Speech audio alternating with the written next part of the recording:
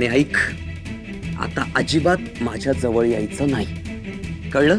हो पण सावकार, तुम्हाला असं खाली झोपलेलं जर का घरच्या कोणी बघितलं तर त्यांना संशय नाही का येणार? आमच्या घरी बायका लवकर उठतात. तू सकाळी उठून बाहेर गेल्यावर मी जाऊन पलंगावर झोपेन. आणि हे बघ, घरच्यांना संशय येऊ न देणं ही तुझी जबाबदारी.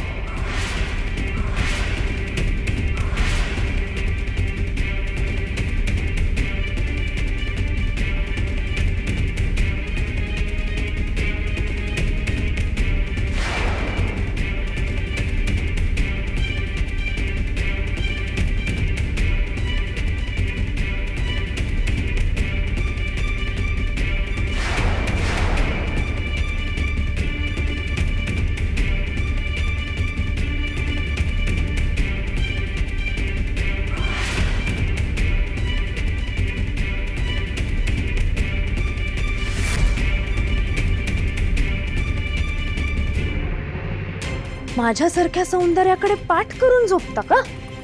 हा माझ्या स्त्रीत्वाचा, माझ्या सौंदर्याचा अपमान आहे. आधी तुम्हाला वश करीन आणि मग याचा सूड मी नक्की घेईन. सखूला दासी बनवलंय तसं तुम्हाला गुलाम बनवेन.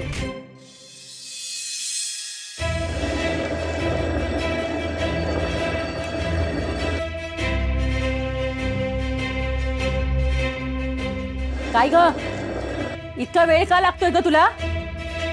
मिली उत्तर द्यायची नाही, ढिम्म बसून राहील.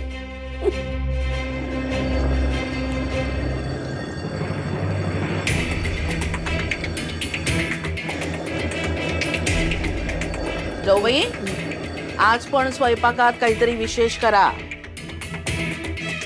मदतीला मोलकरीण दिली आहे ना, मग छान वेगवेगळे 4-5 पदार्थ करा.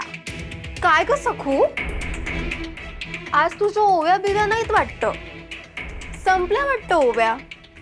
काय झालं कुणाच ठाऊक, सारखी हाताकडे बघते. दळणाला सुद्धा वेळच लागतोय. बाबाजी महाराजांनी माझ्या हातावर निखारा ठेवून तसं वचन घेतलंय माझ्याकडून. हे बघा, खात्री करून घेते, खरंच भाजलंय की काजळ लावलंय? अहो जाऊबाई, वेळ लागणारच. काल नवीन लग्न झालेल्या जोडप्याची पहिली रात्र झाली ना, त्यामुळे आता ही कृष्णामाई संत संत वाहणार. आणि बरं का यमुने, ओव्या वगैरे विसर. आता हळूहळू ही मुकीच होणार आहे बघ. काय गे, नवीन जोडपं उठलं का?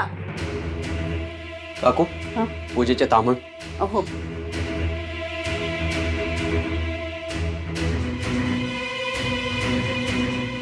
आणि नैवेद्य मागायला कशाला लागतो? रमाई, अगं बघ बघ, आमचे बंधुराज काल जाताना कसे होते आणि आता बघ एकदम जबाबदार पुरुष वाटतायत. आणि आवाज पण कसा लावलाय बघ. काकू, पूजेचं तांबूळ नैवेद्य मागायला कशाला लागतोय? अरे हसू येतंय तर हस ना, आनंदात आहेस तर दाखव, आम्हाला काही वाईट नाही वाटणार आहे. हो काय रे दिगू, आमच्यापासून काही लपवतोयस का? की ही सखू समोर आहे म्हणून विषय टाळतोयस? बरं ते जाऊ दे, आमची नवीन नवरी कुठे आहे? रमाई, तूच आता माणिकला लवकर उठायची रीत शिकव. वा रे वा, म्हणजे तू रात्री जागरण करवणार आणि आम्ही सासूरवास करायचा का रे? अरे असू दे रे, नवीन लग्न झालंय ना, झोपू दे तिला. हे दिवस परत येत नाहीत रे. थांब रमाई, मीच जाऊन उठवते. तू कशाला ताई, काम सकूला सांग.